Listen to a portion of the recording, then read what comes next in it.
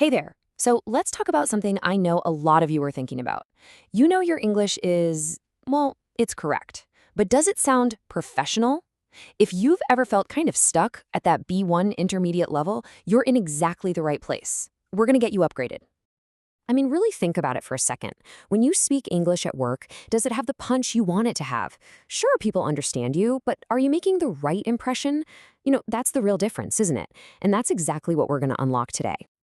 All right, to really get into this, let's meet Alexandra. She's a lot like many of us, a professional who just gave a big presentation in English.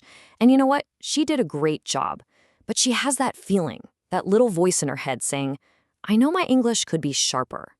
We're going to follow her journey because her experience is going to be our guide. Okay, first things first, we're going to tackle one of the biggest, most common things that trips people up at this level, just asking questions. Seriously, getting this right is a massive step. It's one of those things that instantly makes you sound more polished and confident. So take a look at this. What's so interesting here is that this is such a common little mix-up.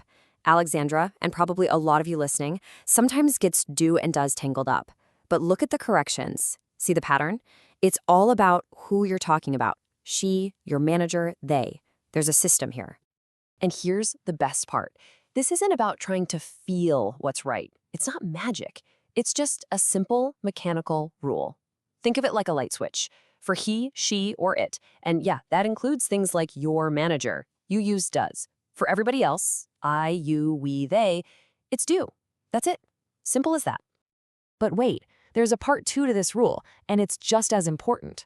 Once you use does, it's like does has already done all the heavy lifting.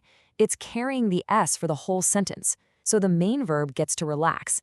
It goes back to its basic form, no extra S needed. See how starts just becomes start, and works becomes work? Does took care of it.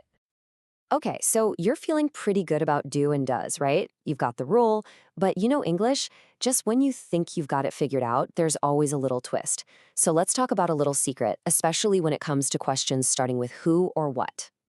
So check this out. Who wakes up first? That's a perfect English sentence.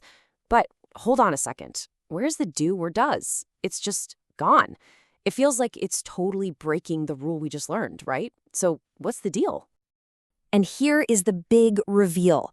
It's because in this kind of question, a subject question, you just don't need a helper verb. When who or what is the one doing the action, the question structure is super simple. It's just like a regular sentence. This chart lays it all out perfectly. Look on the left. In those subject questions, who and what are the stars of the show? They are the ones doing the action. Who is waking up? But on the right, the object questions, see how you and your team are the ones doing the action? The who and what are just receiving the action. And that's the trigger. That's when you need to bring in your helper verb, do or does.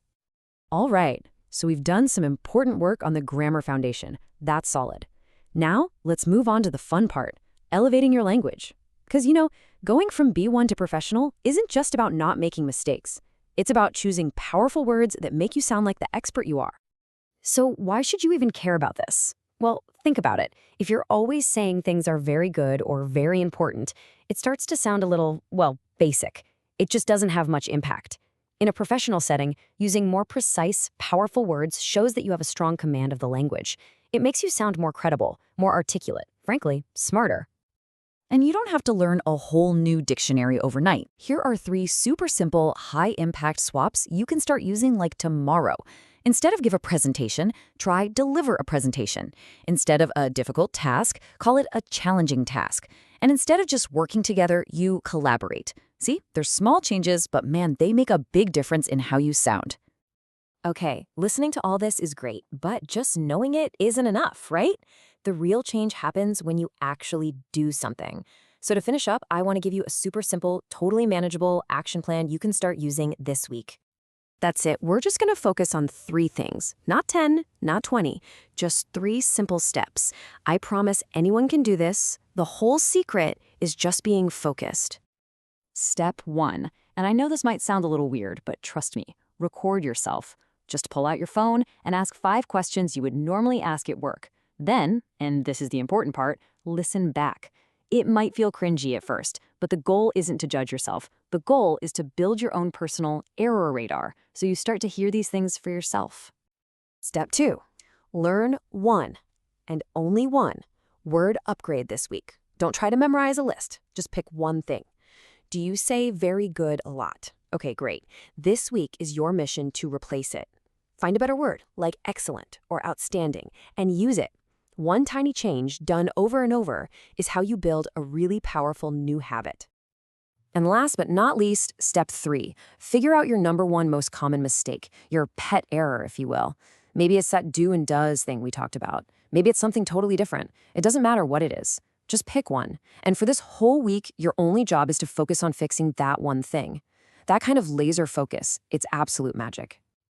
So that's my challenge to you. What is the one upgrade you're going to make this week? Is it a grammar point? Is it a new word? Decide on it right now. Because that journey from correct to truly professional English, it doesn't happen all at once. It starts with one small, focused step. Your step starts today.